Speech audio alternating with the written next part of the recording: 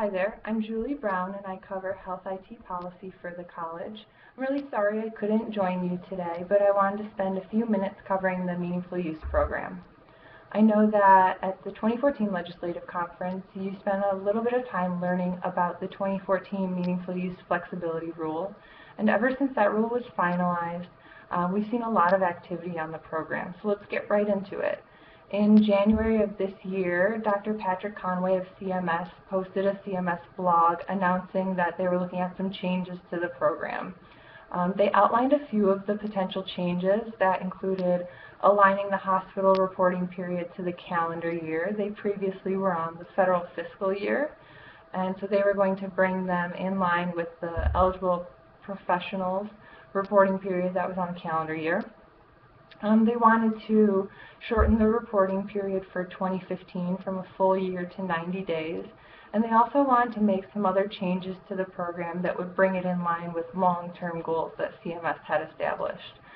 They also were looking to reduce some of the complexities and some of the providers' reporting burden.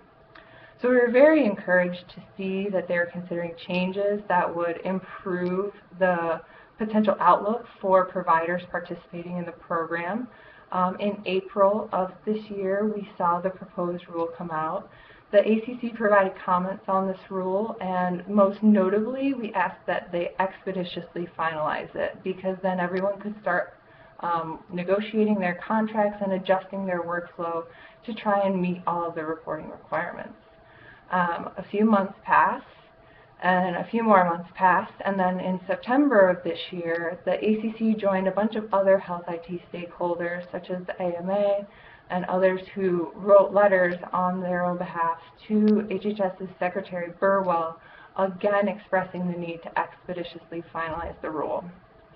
We finally saw the final rule on October 6th, so just a few short weeks ago. And it was a bit disconcerting because it came out combined with the Stage 3 rule, and the 2015 EHR certification criteria rule also came out on that day, but we'll get to those two on the next slide. We did see for the 2015 through 2017 reporting periods, they did indeed attempt to streamline some of the reporting requirements. They reduced some of those topped-out and duplicative measures, and they also did follow through and reduce the reporting period for 2015 to 90 days from the calendar year.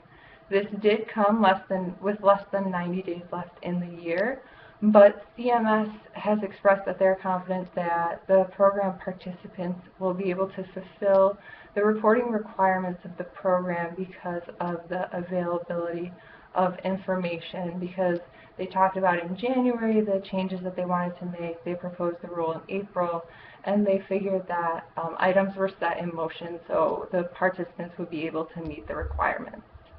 So on the next slide, we'll talk about Stage 3, and there'll be a separate video to push play on once we get on that slide.